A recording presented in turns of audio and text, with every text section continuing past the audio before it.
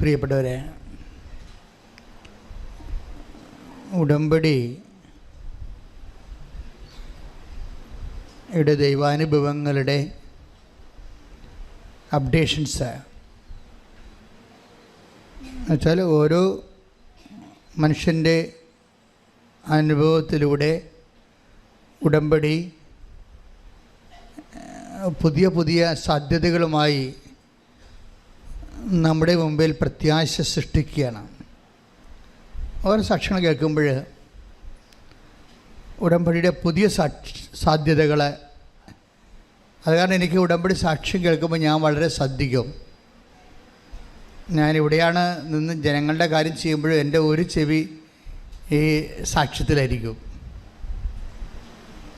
എന്താ കാര്യം വെച്ച് കഴിഞ്ഞാൽ ആ സാക്ഷ്യങ്ങളെല്ലാം ഈ മാസമോ അല്ലെങ്കിൽ അടുത്ത 2 മാസങ്ങൾക്കുള്ളിൽ ദൈവം ഉടമ്പടി ചെയ്ത് ദൈവമായിട്ട് ഉടമ്പടിയിൽ ജീവിക്കുന്ന മനുഷ്യരുടെ ദൈവം ഈ ജീവിതത്തിൻ്റെ വിഷയങ്ങളെ അഭിമുഖീകരിക്കാൻ പുതിയ പുതിയ പദ്ധതികൾ ദൈവം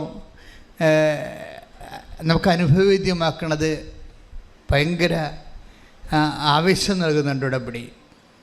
ഞാൻ എന്താ ഇങ്ങനെ പറയാൻ കാരണം വെച്ച് കഴിഞ്ഞാൽ ഈ ദിവസങ്ങൾ കേട്ട ഒരു ഉടമ്പടിയിൽ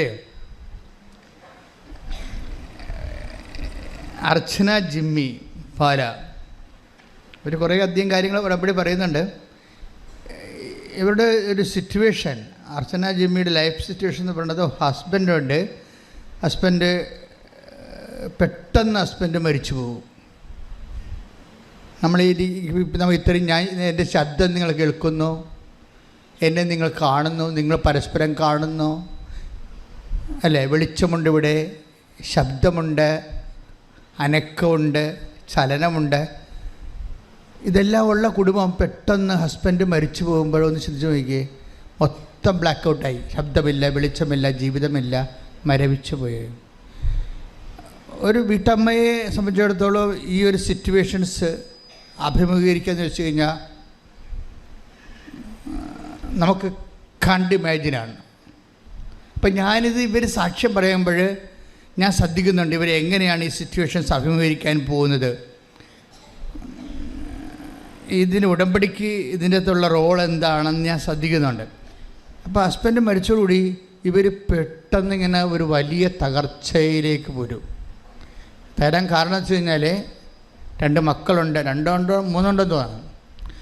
മക്കൾ പഠനത്തിലാണ്, ആരും ഉയർന്ന ക്ലാസ്സിലേക്ക് എഡ്യൂക്കേഷനിലേക്ക് എത്തിയിട്ടില്ല. ഏറ്റവും വലിയ കുഴപ്പം കോവിഡ് കാലമാണ്. അതാണ് ഒരു പ്രതിസന്ധി. മരണം, കുടുംബനാഥൻ്റെ മരണം. 2ാമത്തേത് കോവിഡിൻ്റെ കാലം, വരുമാനമില്ല, ആരുടെയും പൈസ ആർക്കും കൊടുക്കാത്തൊരു കാലമാണ്. അങ്ങനൊരു കാലം നമ്മൾ കണ്ടതല്ലേ. ആരുടെയും കാശ് ആർക്കും കൊടുക്കാത്ത കാലമാണ്. കാര്യം കോവിഡ് എന്തുമാത്രം നീളുവന്നോ, എത്ര കാലം പണിയില്ലാണ്ട് വരുമെന്നോ, പട്ടിണി എത്ര കാലം നീളുവന്നോ ഒന്നും അറിയത്തില്ല. ഭയങ്കര അനിശ്ചിതത്വം പറഞ്ഞൊരു കാലത്ത് ആൾക്കാരെല്ലാവരും ഇങ്ങനെ മറ്റുള്ളവരുടെ കാര്യങ്ങൾ അന്വേഷിക്കാതെ സ്വന്തം നിലനിൽപ്പ് മാത്രം നോക്കിയിരുന്നൊരു കാലമാണ് കോവിഡ് കാലം. പ്രളയം കഴിഞ്ഞ് നമ്മൾ പെട്ടെന്ന് കോവിഡിലേക്ക് സെറ്റ് ചെയ്തപ്പോൾ മനുഷ്യൻ വല്ലാത്ത രീതിയിൽ റിസർവ്ഡായിപ്പോയി. അപ്പോൾ സെൽഫ് റിസർവേഷൻ്റെ ഒരു കാലമാണ്. നമ്മുടെ കാര്യം മാത്രം, നമ്മൾ നിലനിൽക്കുക എന്നുള്ള ഒരൊറ്റ കാര്യം മാത്രമാണ്. അതിനിടയ്ക്കാണ് കുടുംബനാഥൻ കൈവിട്ട് പോണത്. ഇപ്പോൾ 2 ക്യാപിറ്റൽ, ഇതിനിടയ്ക്ക് കോവിഡ് 3ആയി. 4ാമത്തെ ഇവരനുഭവിക്കുന്ന പ്രശ്നമെന്ന് പറയുന്നത് ഇതെല്ലാം ഒരാൾ, ഈ ഭാര്യ എന്ന് പറയുന്ന, അമ്മയെന്ന് പറയുന്ന ഒരാളാണ് ഇതെല്ലാം അഭിമുഖീകരിക്കേണ്ടത്. 4ാമത്തെ പ്രശ്നം എന്ന് പറയുന്നത് അവർ ഫേസ് ചെയ്ത 4ാമത്തെ കാരണം, അവർക്ക് ഇങ്ങനെ റിയൽ എസ്റ്റേറ്റ് സ്ഥലം വാങ്ങിച്ചിട്ട് വീട് വെച്ച് കൊടുക്കുന്ന ബിസിനസ്സാണുള്ളത്. അപ്പോൾ പലർക്കും പല സ്ഥലങ്ങളും വിൽക്കാൻ പറ്റണില്ല. അഡ്വാൻസ് കൊടുത്തു, പക്ഷേ സ്ഥലം എടുക്കാൻ പറ്റണില്ല. വീട് കുറച്ച് പണിയായി, പണിയാൻ പറ്റണില്ല, അത് കൊടുക്കാൻ പറ്റണില്ല നോക്കിയേ. അപ്പം കടങ്ങൾ 3 കോടിയോ മറ്റേയായി. ഒരു ചേടത്തിയും 3 കോടി കടവും കോവിഡും 3 മക്കളും നമുക്ക് മിണ്ടാനോ പറയാനോ ചോദിക്കാനോ അന്വേഷിക്കാനോ ഒരു മറു ഉത്തരം മേടിക്കാനോ പറ്റാത്തൊരവസ്ഥയിൽ നമ്മുടെ ജീവിതവും നമ്മളും മാത്രം ബാക്കിയായി അവശേഷിക്കുന്ന ഒരു വിഷയമാണ്. ഇവരെങ്ങനെയാണ് ഉടമ്പടി സേവ് ചെയ്യണമെന്ന് നോക്കണം. നിങ്ങൾക്കറിയാമല്ലോ, ഈ ഒരു സിറ്റുവേഷനിൽ ഉടമ്പടി എന്താ ചെയ്യണത്?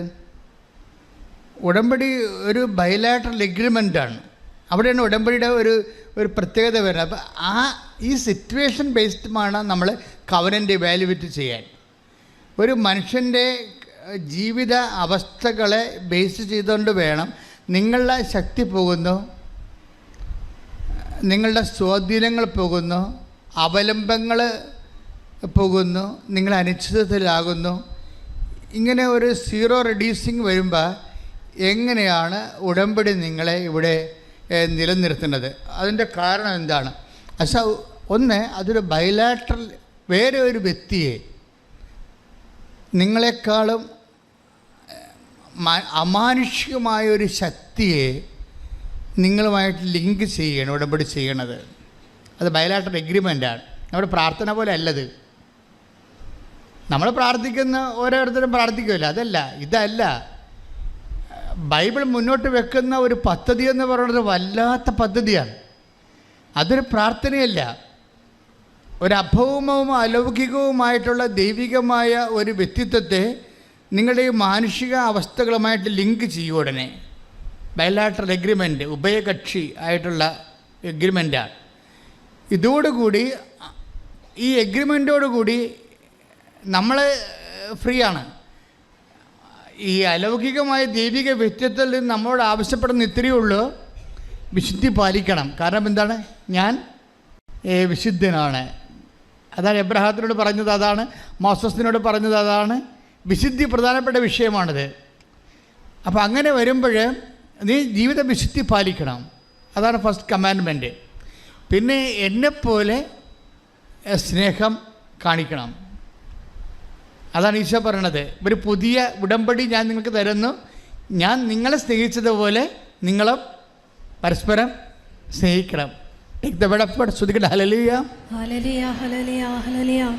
യേശുവേ നന്ദി, ഹല്ലേലൂയ, ഹല്ലേലൂയ, ഹല്ലേലൂയ. യേശുവേ നന്ദി, ഹല്ലേലൂയ, ഹല്ലേലൂയ. യേശുവേ സ്തുതി, ഹല്ലേലൂയ. യേശുവേ മഹത്വം, മഹത്വം. വാ വാ യേശുനാഥ,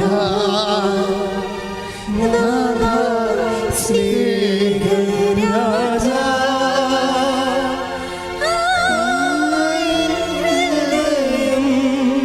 തേടിയിടുന്ന സ്നേഹമേ നീ.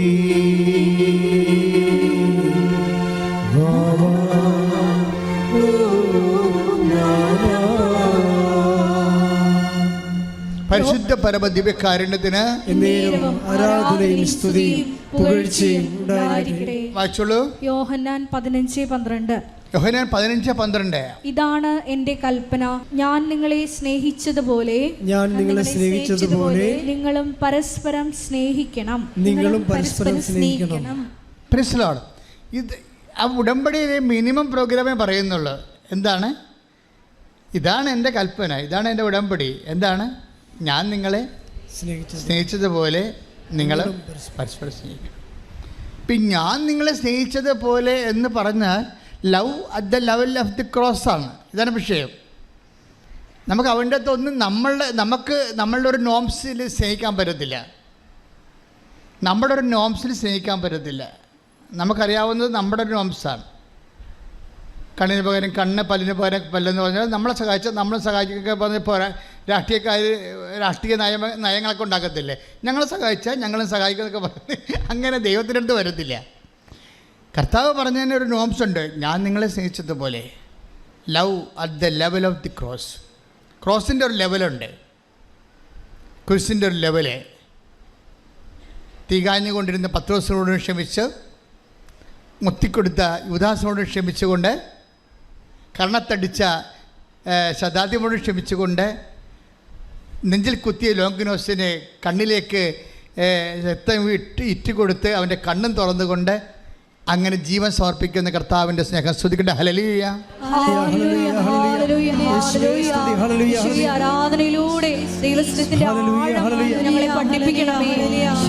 നീ ഞങ്ങളെ സ്നേഹിച്ചതുപോലെ മറ്റുള്ളവരെ സ്നേഹിക്കുവാൻ ഈ ആരാധനയിലൂടെ ഞങ്ങളെ ഓരോരുത്തരെയും അഭിഷേകം ചെയ്യണമേ. ഹല്ലേലൂയ.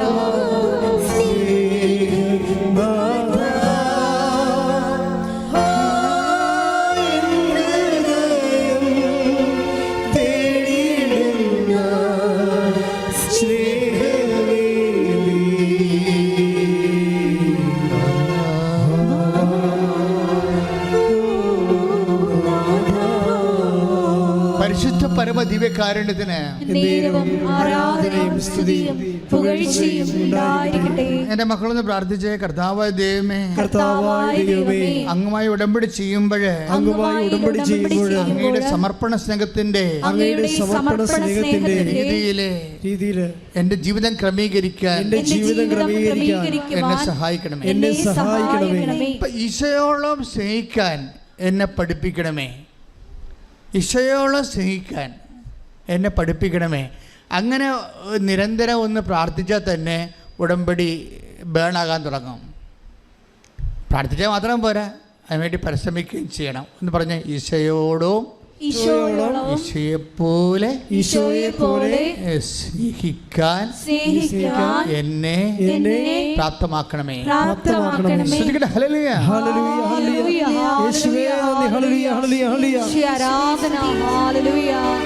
ദൈവസ്നേഹത്തിന്റെ ആഴങ്ങളെ മഹത്വം മഹത്വം ആരാധന ആരാധന. വലുതാക്കണേ നിന്റെ സ്നേഹത്തിൻ നിഴലാക്കണേ. എന്റെ കുരിശോളം വലുതാക്കണേ നിന്റെ സ്നേഹത്തിൻ നിഴലാക്കണേ. ഞാൻ നിങ്ങളോട് ബൈബിൾ വായിക്കണമെന്ന് പറഞ്ഞത് എന്തിനാ? അതിൻ്റെ അർത്ഥം ഈശോയെ വായിക്കണമെന്നാണ് ഉദ്ദേശിക്കുന്നത്. നമ്മൾ ഈശോയെ വായിക്കണം.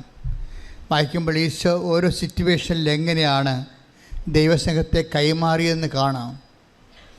ആദ്യം പറ്റത്തില്ലായിരിക്കും നിങ്ങൾക്ക്, ചിലപ്പോൾ എനിക്കും പറ്റി കാണത്തില്ല. പക്ഷേ കുറച്ച് കഴിയുമ്പോൾ നമ്മൾ ചിന്തിക്കും, ഇങ്ങനെയല്ലല്ലോ ഈശോ ആയിരുന്നെങ്കിൽ, ഈ സിറ്റുവേഷനെ ഈശോ ആയിരുന്നു കൈകാര്യം ചെയ്തെങ്കിൽ ഇങ്ങനെ ആയിരിക്കില്ലല്ലോ കൈകാര്യം ചെയ്യണമെന്ന് ഓർക്കുമ്പോൾ നമുക്ക് പശ്ചാത്താപം ഉണ്ടാകണം. ഈശോയെ പോലെ ജീവിതം പുനഃക്രമീകരിക്കാൻ നോക്കി നമ്മളൊരു നിരന്തര പശ്ചാത്താപത്തിലേക്കാണ് വരണത്. അല്ല കുറച്ച് പാപത്തെക്കുറിച്ച് ദുഃഖം തോന്നി കുമ്പസാരിച്ചു, അത് സാങ്കേതികമായി പാപക്ഷമൊക്കെ മേടിച്ചു, അതിൻ്റെ ഭാഗമായി വന്ന് ഈശോയെ സ്വീകരിച്ചു. ഇതിൻ്റെ ഒരു കൗതാശികമായ ഈ നടപടിക്രമത്തിൻ്റെ അപ്പുറത്ത് ഈശോയെ ഹൃദയം കൊണ്ട് സ്നേഹിച്ച് ഈശോയുടെ വചനങ്ങൾക്ക് അനപേക്ഷണീയമായി ജീവിതം നമ്മൾ പുനഃക്രമീകരിക്കാൻ വേണ്ടിയുള്ളൊരു ത്വര നമ്മുടെ ഭാഗത്തു നിന്ന് ഉണ്ടായാൽ തന്നെ ഉടമ്പടി പെട്ടെന്ന് ബേണാകാൻ തുടങ്ങും. എനിക്ക് തോന്നണത് നിങ്ങൾ ഇപ്പോഴും പലരും ചെയ്യണത് ഉടമ്പടിയുടെ നമ്മുടെ ഈ മനുഷ്യരുടെ ആ ഭാഗത്തു നിന്നാണ് കാര്യങ്ങൾ കൂടുതൽ സെറ്റാക്കാൻ നോക്കണമെന്ന് തോന്നണം. ഉടമ്പടിയുടെ ബി പാർട്ടിലാണ് അതിൻ്റെ മുഴുവൻ ജീവനിരിക്കുന്നത്. കർത്താവിൻ്റെ സ്വഭാവം അനുസരിച്ചുകൊണ്ട് ദൈവസ്നേഹത്തെ പ്രതി നമ്മുടെ ജീവിതം ക്രമീകരിക്കാൻ വേണ്ടി. അതുകൊണ്ടാണ് നിങ്ങൾ എത്ര കഷ്ടപ്പാടാണെന്ന് പറഞ്ഞാലും ഞാൻ പറയും നിങ്ങൾ പ്രേക്ഷിത പ്രവർത്തനം ചെയ്യണം. എൻ്റെ അച്ഛൻ ഞാൻ എങ്ങനെ ചെയ്യാനാ? എൻ്റെ വീട്ടിൽ തന്നെ 3 രോഗികളുണ്ട്, 30 രോഗികളുണ്ടായാലും ഞാൻ പറയും അതൊക്കെ ശരി, അത് നിങ്ങളുടെ കടമയാണ്, നിങ്ങൾ പുറത്ത് പോയി ശുശ്രൂഷ ചെയ്യണമെന്ന് പറയും. അങ്ങനെ പറയത്തുള്ളൂ. എൻ്റെ വീട്ടിൽ തന്നെ 3 രോഗികളുണ്ടെന്ന് പറയുമ്പോൾ ഞാൻ പറയും അതൊക്കെ ശരി, അത് നിങ്ങളുടെ കടമയാണ്. പക്ഷെ നിങ്ങൾ പുറത്ത് പോയി ആശുപത്രിയിൽ പോയി എക്സ്ട്രാ രോഗികളെ കാണണമെന്ന് പറയും. എന്താ കാര്യം? നിങ്ങൾക്ക് അതിനുള്ള സ്നേഹത്തിൻ്റെ കഴിവുണ്ടെങ്കിൽ നിങ്ങൾ പോകും. അപ്പോൾ ദൈവത്തിന് തോന്നും നിങ്ങൾ ട്രൂ ആണെന്ന് തോന്നും, സത്യമാണ്, ഡ്യൂപ്ലിക്കേറ്റ് അല്ലെന്ന് തോന്നും. എൻ്റെ മക്കളെ, എപ്പോഴും നമ്മുടെ മുമ്പിൽ ഉടമ്പടി ഉയർത്തുന്ന വെല്ലുവിളി എന്താണെന്നറിയാവോ?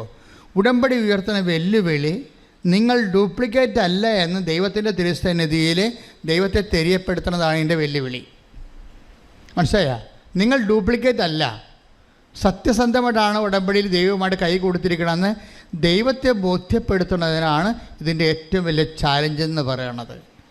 നിങ്ങൾ അച്ഛൻ പറയുന്ന ഈ ചാലഞ്ച് ഏറ്റെടുക്കാൻ തയ്യാറാണെങ്കിൽ നിങ്ങൾ ദൈവം ആരാണെന്ന് നിങ്ങൾക്കറിയാവില്ല. ഉടമ്പടിയിൽ ദൈവത്തിനൊരു പഞ്ഞവുമില്ലാത്ത ഒരു പദ്ധതിയാണ് ഉടമ്പടി പോലെ ഇന്ന് വരെ. ഇപ്പോൾ കഴിഞ്ഞ ദിവസങ്ങളിൽ മാതാവ് ഒരു വ്യക്തിയുടെ ബസ്സിലിരുന്ന് അവളുടെ കൂടെ യാത്ര ചെയ്യുകയാണ്. രാത്രിയും പകലും അല്ലാതെയും എപ്പോഴും ദൈവം കൂടെ സഞ്ചരിക്കുക.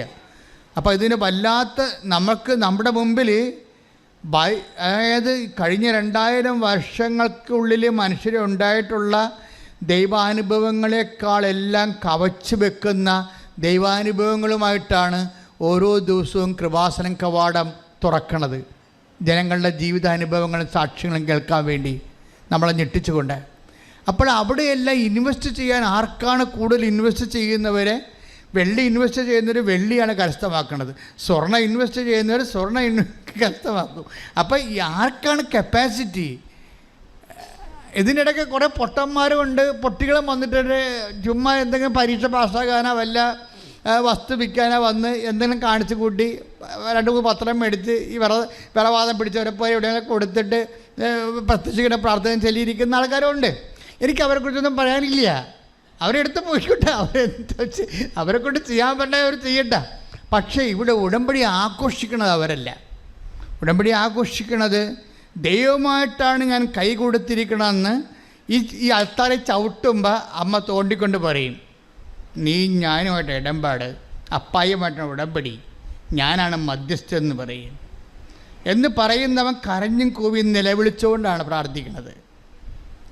അവൻ പോകുമ്പോഴെല്ലാം അവൾ പോകുമ്പോഴെല്ലാം ദൈവം ഒരു നിഴല് പോലെ അവളുടെ കൂടെ കൂടും. എന്താണ് അത്? ഡ്യൂപ്ലിക്കേറ്റ് അല്ലെന്ന് ദൈവത്തിന് അറിയാം. ശ്രുതികട്ടെ ഹല്ലേലൂയ.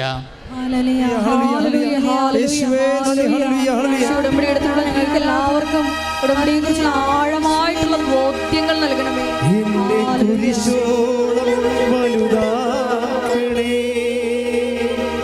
നിന്റെ സ്നേഹത്തിൽ നിഴലാക്കണേ, എന്നെ കുരിശോളം വലുതാക്കണേ, നിന്റെ സ്നേഹത്തിൽ നിഴലാക്കണേ. ഉടമ്പടി ഒരു കോൾ ആൻഡ് ചാലഞ്ച്. ദൈവത്തിൻ്റെ പുതിയ കാലത്തെ ദൈവവിളിയാണ്.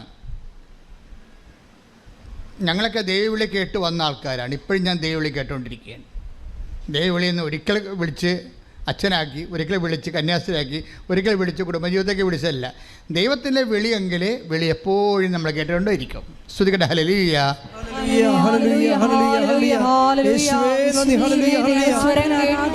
ജീവിതം ക്രമപ്പെടുത്തുവാൻ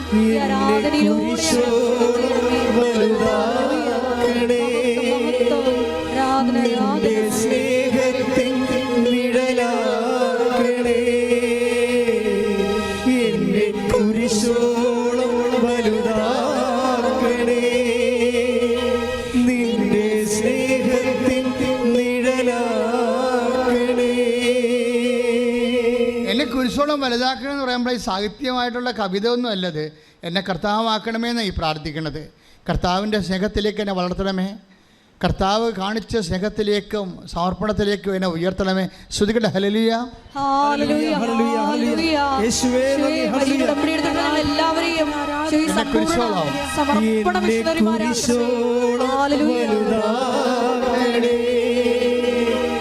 നിന്റെ സ്നേഹത്തിൻ നിഴലാക്കണേ, എന്നെ കുരിശോളം വലുതാക്കണേ, നിന്റെ സ്നേഹത്തിൻ നിഴലാക്കണേ. ഇപ്പം കടങ്ങളെല്ലാം ഇപ്പം അർച്ചന ജിമ്മിയുടെ സ്റ്റോറിയല്ലേ നമ്മൾ പറഞ്ഞുകൊണ്ടിരിക്കണേ. അവർ പറഞ്ഞതാണ്, എനിക്ക് ഒരു ദിവസം പോലും മുന്നോട്ട് പോകാൻ പറ്റാത്ത അവസ്ഥയായിപ്പോയി. അത് ശരിയാ. ഹസ്ബൻഡ് മരിച്ചു, അദ്ദേഹത്തിനായിരുന്നു എല്ലാ ബന്ധങ്ങളും ഒക്കെ ഉണ്ടായിരുന്നതും അദ്ദേഹമാണ് മെയിൻറ്റെയിൻ ചെയ്തുകൊണ്ട് പോണത്. ആ കണക്ഷൻസ് എല്ലാം പോയി. അപ്പോൾ എനിക്ക് ഒരു ദിവസം ഈ കുടുംബം എങ്ങനെയാണ് മുന്നോട്ട് കൊണ്ടുപോകണമെന്ന് അറിയാൻ പറ്റാത്ത അവസ്ഥയിലായിപ്പോയി ഞാനെന്നാണ്. അപ്പോൾ എന്താ ചെയ്തിരിക്കണവർ? അങ്ങനെ കുറച്ച് ദിവസം ഇങ്ങനെ പോയി കഴിഞ്ഞപ്പോൾ ഇനിയിങ്ങനെ പോകാൻ പറ്റത്തില്ലല്ലോ, സർവൈവ് ചെയ്യാൻ പറ്റാത്ത ഒരവസ്ഥയായി. ഇപ്പം നമുക്ക് ശ്വാസം എടുക്കാൻ പറ്റില്ല. ഒരു മത്സ്യം ശ്വാസം എടുക്കാൻ ഓക്സിജൻ വെള്ളത്തിൽ നഷ്ടപ്പെട്ട് കഴിഞ്ഞാൽ പിന്നെ അത് മൂക്കം കൊണ്ട് മോളി വരും. മോളി അതിങ്ങനെ വലിച്ചുകൊണ്ടിരിക്കും. അന്തരീക്ഷത്തിൽ നിന്ന് ഇങ്ങനെ വലിച്ച് അവസാനം കിട്ടാണ്ട് തളർന്ന് അതങ്ങ് മുങ്ങിച്ചത്തു പോകും. അപ്പോൾ അങ്ങനെ മുങ്ങിച്ചത്തു പോകേണ്ട അവസ്ഥ ഈ അർച്ചന ജിമ്മിക്ക് വരും. ഓക്സിജൻ മോളിലും ഇല്ലാത്ത അവസ്ഥ വരും. അങ്ങനെ വന്നാണ് അവർ പിടിവള്ളി പോലെ ഉടമ്പടി എടുക്കുന്നത്. ശ്രുതികട ഹല്ലേലൂയ.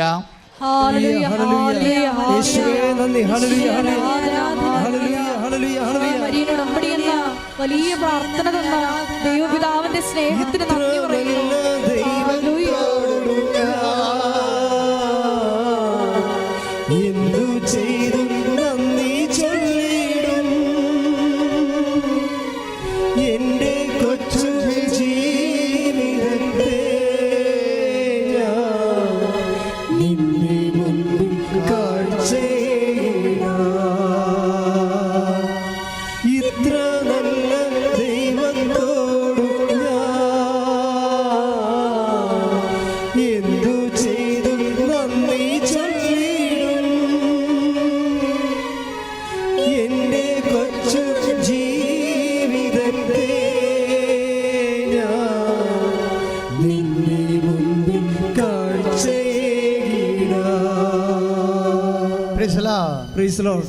ഉടമ്പടി എടുത്തോട്ട് ഫസ്റ്റ് റെസ്പോൺസ് എന്താണെന്നറിയാമോ? അതായത് ഇവർക്ക് കിട്ടുന്ന ഫസ്റ്റ് എയ്ഡ്, ഇവർ കാഷ്വാലിറ്റിയില്ല, അപകടം വന്ന് കാഷ്വാലിറ്റിയിലായിപ്പോയി. അവരുടനെ അവർക്ക് കിട്ടുന്ന ഉടമ്പടി എടുക്കുമ്പോൾ കിട്ടുന്ന ഫസ്റ്റ് എയ്ഡ് എന്താണ്? എൻ്റെ ടെൻഷൻ മറന്നുപോയെന്ന് ഞാൻ. Price the Lord. അതാണ് സംഭവം, വേറെ ഒന്നുമല്ല. ഇത്രയും നാൾ നമ്മളെ ടെൻഷൻ ചെയ്തുകൊണ്ടിരുന്ന സംഭവമില്ലേ, അങ്ങനെ ഒരു ഫീലിംഗ് ഇല്ലേ, അതാണല്ല പ്രശ്നം.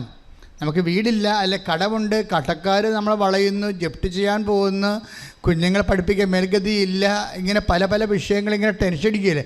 ടെൻഷൻ അടിക്കുന്ന ആ ടെൻഷൻ തന്നെ പെട്ടെന്ന് വൈപ്പ് ഔട്ടായി പോകും. നമ്മൾ പറയുന്ന കപ്പാസിറ്റിയിലല്ല ഉടമ്പടി പോണത്. ഇത് 11 kV കൂടി അങ്ങനെ പോവുകയാണ് സംഭവം.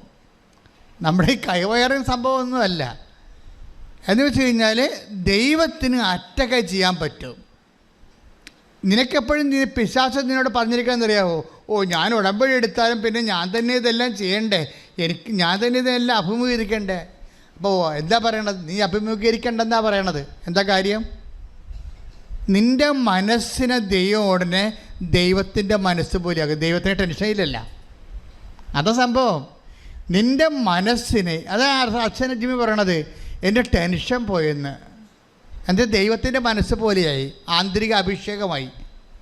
ഈ ഉടമ്പടി എനിക്ക് തോന്നിയിരിക്കുന്നത് ഇത് ഏറ്റവും എൻ്റെ ലാസ്റ്റ് മൊമെൻറ്റിൽ ഇതിൻ്റെ ഏറ്റവും പ്രസൻ്റായിട്ട് റിസൾട്ട് എന്ന് പറയുന്നത് ഈ ആന്തരിക അഭിഷേകമാണ്. അതായത് നമ്മളുടെ വിഷയങ്ങൾ ദൈവം സെറ്റ് ചെയ്യുന്നവരെ ദൈവം നമ്മളെ സെറ്റ് ചെയ്യും. ആദ്യം എന്താണ്? ടെൻഷൻ അടിക്കാൻ പറ്റാത്തൊരു ഹൃദയം നിനക്ക് തരും. അതാണ് ഞാൻ പുതിയ ഹൃദയം തരും എന്നൊക്കെ പറയണില്ലേ. ജെറമ്യ 36 അല്ലേ? Take the word of God 25.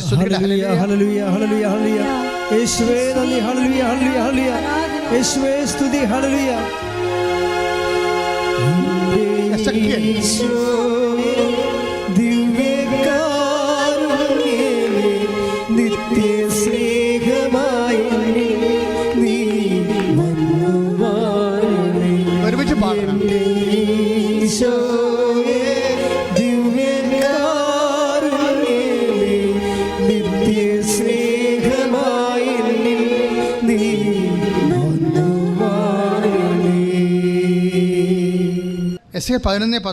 Ezekiel 11:19 അവർക്ക് ഞാൻ ഒരു പുതിയ ഹൃദയം നൽകും, ഒരു പുതിയ ചൈതന്യം അവരിൽ ഞാൻ നിക്ഷേപിക്കും.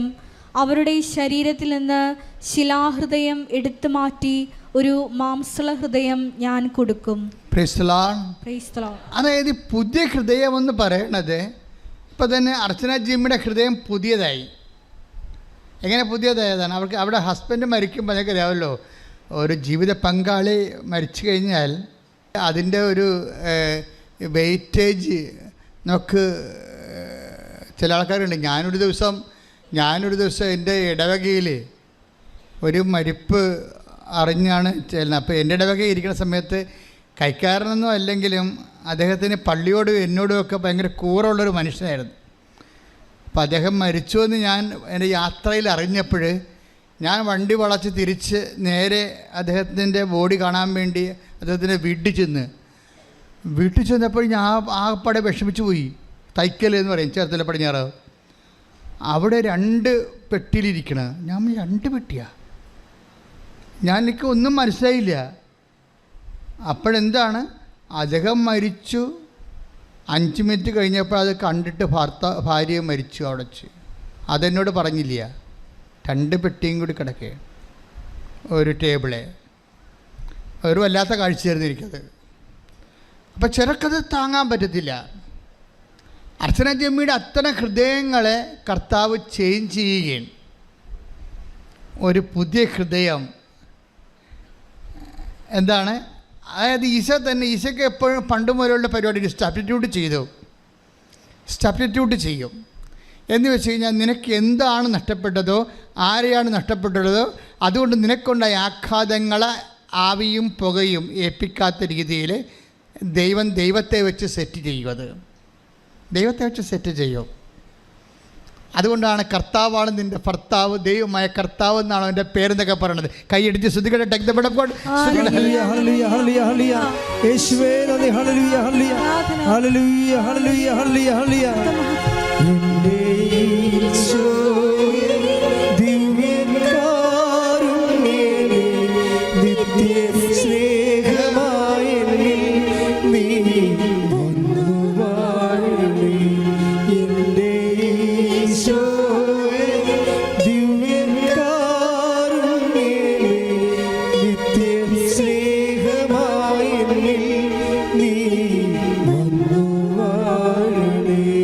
പരമദിവ്യകാരുണ്യത്തിന് ആരാധനയും സ്തുതിയും പുകഴ്ചയും ഉണ്ടായിരിക്കട്ടെ. യെശയ്യാ 54:5 നിന്റെ സൃഷ്ടാവാണ് നിന്റെ ഭർത്താവ്. ഒന്ന് പറഞ്ഞേ, നിന്റെ സൃഷ്ടാവാണ് നിന്റെ ഭർത്താവ്. സൈന്യങ്ങളുടെ കർത്താവ് എന്നാണ് അവിടുത്തെ നാമം.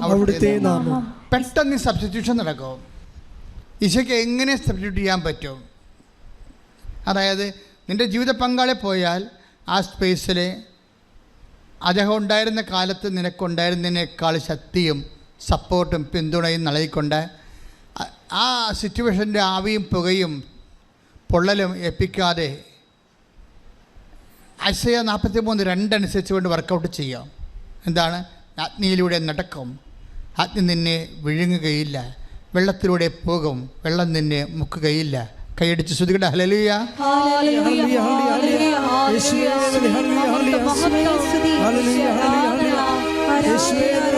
പരീക്ഷയിലൂടെ നടക്കുമ്പോൾ അഭിഷേകത്താൽ ഞങ്ങളെ പൊതിഞ്ഞു പിടിക്കണമേ.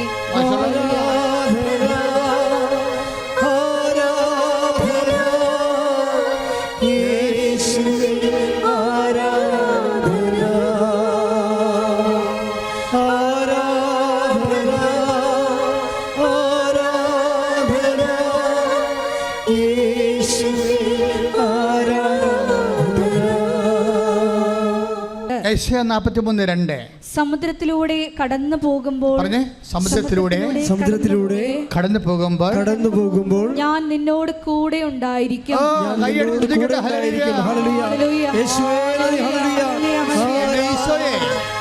ഹല്ലേലൂയ ഹല്ലേലൂയ. യേശുവേ ദിവ്യകാരുണ്യമേ നിത്യ സ്നേഹമായ എന്നിൽ നീ വന്നു വാഴണേ. യേശുവേ ദിവ്യകാരുണ്യമേ നിത്യ സ്നേഹമായ എന്നിൽ നീ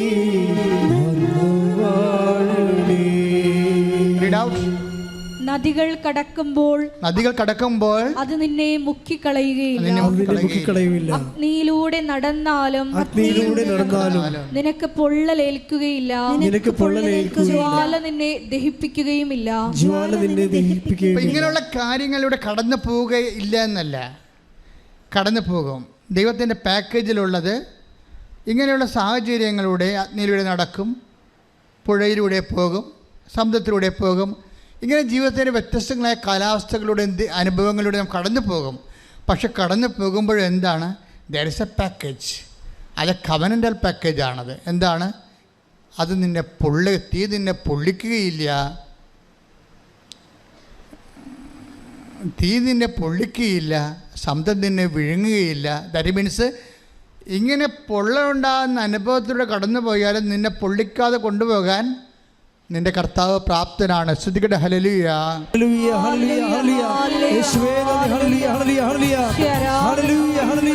പ്രതികൂല സാഹചര്യങ്ങളിൽ ഞങ്ങളെ നടത്തുന്ന അവിടുത്തെ സ്നേഹത്തിന് നന്ദി പറയുന്നു. വെള്ളത്തിനോളങ്ങൾ എന്നെ തകർക്കുവാൻ സാധ്യമല്ല. അഗ്നിനാളങ്ങൾ വെള്ളത്തിനോളങ്ങൾ എന്നെ തകർക്കുവാൻ സാധ്യമല്ല. അഗ്നിയിലിറങ്ങി വെള്ളത്തിൽ നടന്ന് കൂടെ വരുവാൻ യേശുവുണ്ട്. അഗ്നിയിലിറങ്ങി വെള്ളത്തിൽ നടന്ന് കൂടെ വരുവാൻ യേശുവുണ്ട്. കാണുന്നു ഞാൻ വിശ്വാസത്താ എൻ മുൻപിൽ ചെങ്കടൽ ഉണ്ടാകുന്നു. കാണുന്നു ഞാൻ വിശ്വാസത്താ എൻ മുൻപിൽ ചെങ്കടൽ ഉണ്ടാകുന്നു. പരിശുദ്ധ പരമ ദിവ്യകാരുണ്യത്തിന് ആരാധനയും സ്തുതിയും പുകഴ്ചയും ഉണ്ടായിരിക്കട്ടെ. അതായത് നിങ്ങൾ ബൈബിൾ വായിക്കുമ്പോൾ നിങ്ങളൊരു ഭാഗം എടുത്ത് വായിച്ചു, കഥ വായിക്കണപ്പോൾ കഥ വായിച്ചു, അത് കാര്യങ്ങൾ മനസ്സിലാക്കി നമ്മൾ മുത്തി എവിടെയെങ്കിലും ഭാഗത്ത് വെച്ചു. ഇത് ആർക്കും പറ്റും? ബൈബിൾ വായിക്കാൻ ഉദ്ദേശിക്കുന്നത് അങ്ങനെയല്ല. ബൈബിള് ഈ ഭൂമുഖത്ത് മനുഷ്യന് കൊടുക്കുന്ന ഒരു ദൈവാനുഭവത്തിൻ്റെ സാധ്യതയുണ്ട്.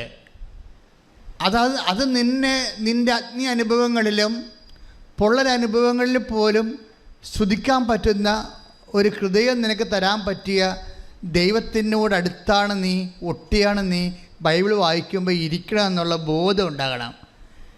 Take the word of Daniel 3:23. ശ്രുതികട്ടെ ഹല്ലേലൂയ. ഹല്ലേലൂയ ഹല്ലേലൂയ യേശുവേ നന്ദി. ഹല്ലേലൂയ ഹല്ലേലൂയ സ്തുതി യേശുവേ, ആരാധന ആരാധന. ദാനിയേൽ 3:23. ശദ്രാക്, മെഷാക്, അബ്നെഗോ എന്നീ 3 പേരും ബന്ധിതരായി ജ്വലിക്കുന്ന തീച്ചൂളയിൽ പതിച്ചു. അവർ ദൈവത്തിന് കീർത്തനം ആലപിച്ചുകൊണ്ടും കർത്താവിനെ സ്തുതിച്ചുകൊണ്ടും തീജ്വാലകളുടെ മധ്യേ നടന്നു. അതായത് ഈ ദാനിയേലിനെ അവിടുത്തെ നെബൂഖദ്നേസർ രാജാവ് അഗ്നിയെ ഇട്ട് ശിക്ഷിക്കുന്ന ഭാഗമാണ്. പക്ഷെ ദാനിയേൽ എന്നാ ചെയ്തുകൊണ്ടിരുന്നത് വെച്ച് കഴിഞ്ഞാൽ,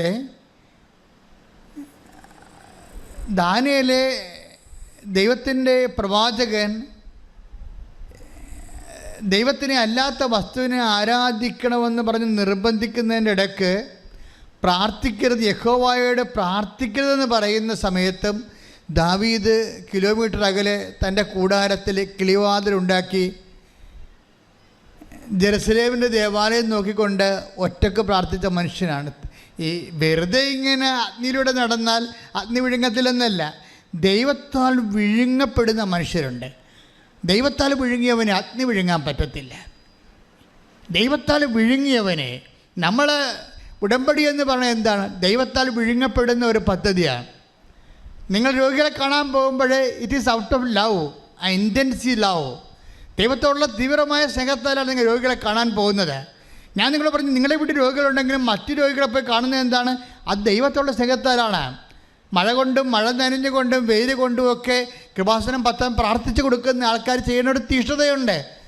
ആ ഒരു ദൈവത്തിൻ്റെ സ്നേഹത്തിൻ്റെ തീഷ്ണതയാൽ വിഴുങ്ങുന്നു. ഏലിയ, what you are doing here എന്ന് ചോദിക്കുന്ന ഒരു ചോദ്യത്തിൻ്റെ മുമ്പിൽ ദൈവം അറിഞ്ഞുകൊണ്ട് ചോദിക്കുന്ന ചോദ്യമാണത്. ഏലിയ എന്താണ് ചെയ്യണ ഗുഹയ്ക്കുള്ളിലിരുന്നുകൊണ്ടാണെന്ന് ദൈവത്തിന് അറിയാം. അവൻ തീഷ്ണതയുള്ളവനാണ്. പക്ഷെ തീഷ്ണതയുള്ളവൻ്റെ വായിൽ നിന്ന് അത് കേൾക്കാൻ ദൈവം കൊതിക്കുന്നു. Take the word of God. എലിയ, നീ ഇവിടെ എന്ത് ചെയ്യുന്നു? രാജാക്കന്മാർ 19 ശ്രദ്ധിക്കട്ടെ. ഹല്ലേലൂയ. 19 ഏലിയ ഉത്തരം പറഞ്ഞു, സൈന്യങ്ങളുടെ ദൈവമായ കർത്താവിനെ പ്രതിയുള്ള തീക്ഷ്ണതയാൽ ഞാൻ ജ്വലിക്കുകയാണ്. Praise the Lord. Praise the Lord. അതായത് തീക്ഷ്ണത ഞാൻ ജ്വലിക്കുന്നു. ഏലിയാവിൻ്റെ കാലം കഴിയുമ്പോൾ കർത്താവ് ദേവാലയം ശുദ്ധീകരിക്കാനുള്ള കാരണം എന്താണ്? അവൻ്റെ ആലയത്തെക്കുറിച്ചുള്ള തീക്ഷ്ണത എന്നെ വിഴുങ്ങിയിരിക്കുന്നു. Take the word of God. ശ്രദ്ധിക്കട്ടെ. ഹല്ലേലൂയ. ഹല്ലേലൂയ. ഹല്ലേലൂയ. ഹല്ലേലൂയ. ഹല്ലേലൂയ. യേശുവേ നന്ദി. ഹല്ലേലൂയ. ഹല്ലേലൂയ. ഹല്ലേലൂയ. ഹല്ലേലൂയ. ഹല്ലേലൂയ. ഹല്ലേലൂയ. ഹല്ലേലൂയ. യേശുവേ സ്തുതി. ഹല്ലേലൂയ. ഹല്ലേലൂയ. ഹല്ലേലൂയ. ഹല്ലേലൂയ. ഹല്ലേലൂയ. ആരാധന ആരാധന യേശുവേ ആരാധന. 69 സങ്കീർത്തനം 9 തിരുവചനം. 69 സങ്കീർത്തനം 69 9 അങ്ങയുടെ ആലയത്തെക്കുറിച്ചുള്ള തീക്ഷ്ണത എന്നെ വിഴുങ്ങിക്കളഞ്ഞു. എന്ന് പറഞ്ഞ അങ്ങയുടെ ആലയത്തെക്കുറിച്ചുള്ള തീക്ഷ്ണത എന്നെ വിഴുങ്ങിയിരിക്കുന്നു. അപ്പൊ ദൈവത്തെക്കുറിച്ചുള്ള തീക്ഷ്ണതയാണ് ദൈവത്തിന്റെ ആലയത്തെക്കുറിച്ചുള്ള തീക്ഷ്ണത. അത് സങ്കീർത്തനം പറയണത്, കർത്താവേ അങ്ങയുടെ ആലയത്തിലേക്ക് പോകാം എന്ന് പറഞ്ഞപ്പോൾ തന്നെ എൻ്റെ ഹൃദയം ആനന്ദം കൊണ്ട് നിറഞ്ഞു.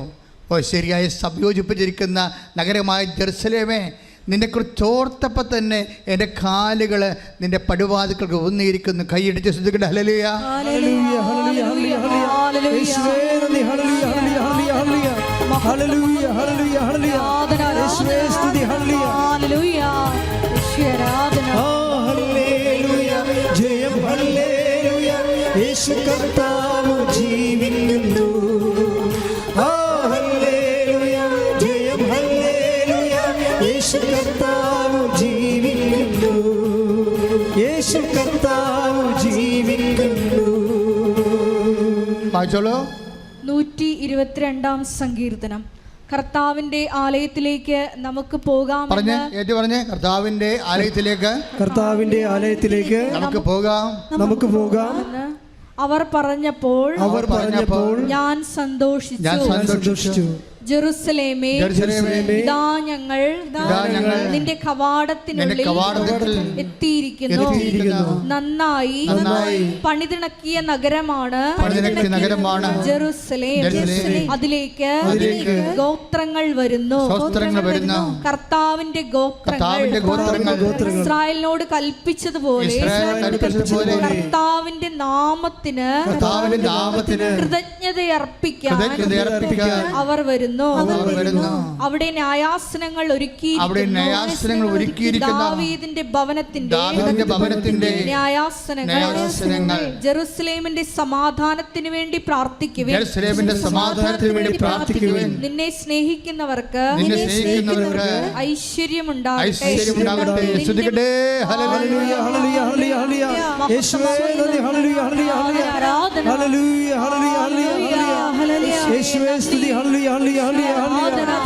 ഹല്ലേലൂയ. എൻ്റെ യേശുവേ ദിവ്യകാരുണ്യമേ, നിന്റെ സ്നേഹനായകനേ, നീ വന്നു വാഴണേ. എൻ്റെ യേശുവേ ദിവ്യകാരുണ്യമേ, നിത്യ സ്നേഹമായ നീ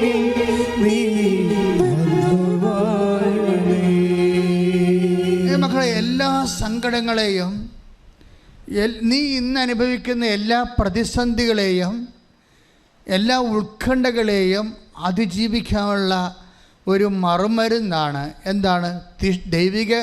ദൈവത്തിൻ്റെ സന്നിധാനം. എന്താണ്? കർത്താവിൻ്റെ ആലയത്തിൻ്റെ സമാധാനത്തിന് വേണ്ടി പ്രാർത്ഥിക്കുന്നവർക്ക് ഐശ്വര്യം പ്രാപിക്കട്ടെ. എന്തൊരു സന്തോഷമാണ്, എന്തൊരു ദൈവസ്നേഹമാണ്. അതായത് ജെറുസലേം ദൈവത്തിൻ്റെ സാന്നിധ്യമാണ്. കർത്താവിൻ്റെ ആലയത്തിലേക്ക് ഞങ്ങൾ പോകാം എന്ന് ചിന്തിച്ചപ്പോൾ തന്നെ എൻ്റെ മനസ്സ് അവിടെ എത്തിയതുപോലെയാണ് എന്ന് പറഞ്ഞുകൊണ്ട് ഈ സങ്കീർത്തകൻ്റെ സന്തോഷം ഭയങ്കരമാണ്. അപ്പോൾ ദൈവത്തെ സ്നേഹിക്കുമ്പോൾ, ദൈവത്തെക്കുറിച്ചുള്ള ഉടമ്പടി ചെയ്യുമ്പോൾ, നിങ്ങൾ ചെയ്യണ മുമ്പ് തന്നെ ഈ ഒരു സ്നേഹത്തിൻ്റെ തലങ്ങളെക്കുറിച്ച് നിങ്ങൾക്ക് നല്ല ബോധമുണ്ടാകണം. അല്ലെങ്കിൽ അവിടെ ഇങ്ങോട്ട് ആലപ്പുഴ പോകാം, അവിടെ ഒരു മാതാവുണ്ട്, അവിടെ കൊണ്ട് അപേക്ഷ എഴുതിയിട്ടാൽ എല്ലാം ശരിയാവുമെന്ന് പറഞ്ഞിരിക്കണല്ലേ. അങ്ങനെ കുറേ കാണ്ടാമൃഗങ്ങൾ വന്നിട്ടുണ്ട്. അതല്ല സംഭവം. നിങ്ങൾ ദൈവം സ്നേഹിക്കാൻ വേണ്ടി നിങ്ങൾ ഈ ജന്മത്തിൽ ഈ ആയുസ്സിൽ വിളിച്ചിരിക്കുകയാണ്. നിങ്ങളുടെ ഹസ്ബൻഡ് നഷ്ടപ്പെട്ടോ, നിങ്ങളുടെ കുടുംബത്തിൽ മക്കൾ കഞ്ചാവിന് അടിമയായോ, അതൊന്നുമല്ല പ്രശ്നം. പ്രശ്നം എന്താണ്? അതൊരു പ്രശ്നമേ അല്ല. അതൊക്കെ ഒരു സെക്കൻഡ് കൊണ്ട് ഈ മണ്ണിൽ മാറിയ ചരിത്രമാണ് കൃപാസനത്തിൻ്റെ ചരിത്രം. അതല്ല ഇവിടുത്തെ വിഷയം. നമ്മുടെ പ്രശ്നം എന്താണ്? ദൈവത്തെ സ്നേഹിക്കാനുള്ള വിളി ലഭിച്ചിട്ട് ആ വിളി മനസ്സിലാക്കാത്ത പോലെയല്ലേ നമ്മുടെ പ്രശ്നം. ഇപ്പോഴെന്താ പ്രശ്നം പരിഹരിക്കാൻ പോകുന്നത്? ഈ കവനൻറ്റിലൂടെ, ഈ ഉടമ്പടിയിലൂടെ എൻ്റെ പൈതലെ, നീ ഇപ്പോൾ നിൻ്റെ ദൈവവുമായിട്ട് നിരപ്പാകാൻ പോകുന്നു. നീ ദൈവമായിട്ട് ധാരണയാകാൻ പോകുന്നു. നിന്റെ ദൈവത്തെ സ്നേഹിക്കാനുള്ള അവസരം നീ തിരിച്ചറിയുന്നു. അവസരം സ്നേഹിച്ചുകൊണ്ട് നീ തീഷ്ണതയായി ജ്വലിച്ചുകൊണ്ട് നീ ദൈവത്താൽ വിഴുങ്ങപ്പെടാൻ പോകുന്നു. മറ്റു ആരും നിന്നെ വിഴുങ്ങാൻ പറ്റാത്ത രീതിയിൽ ദൈവത്താൽ വിഴുങ്ങപ്പെടാൻ വേണ്ടി ദൈവം ഒരു സംവിധാനം ഉണ്ടാക്കിയിരിക്കുന്നു. That is covenant. അതാണ് ഉടമ്പടി. ശ്രുതികട്ടെ ഹല്ലേലൂയ.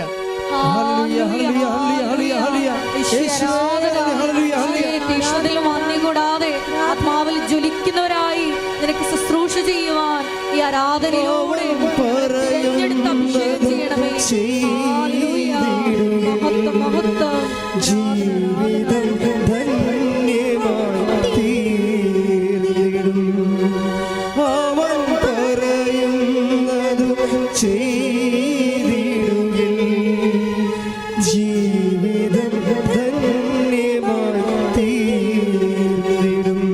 പരിശുദ്ധ പരമ ദിവ്യകാരുണ്യത്തിന് ആരാധനയും സ്തുതിയും പുകഴ്ചയും ഉണ്ടായിരിക്കട്ടെ. പരിശുദ്ധ പരമ ദിവ്യകാരുണ്യത്തിന് എന്നേരവും ആരാധനയും സ്തുതിയും പുകഴ്ചയും ഉണ്ടായിരിക്കട്ടെ.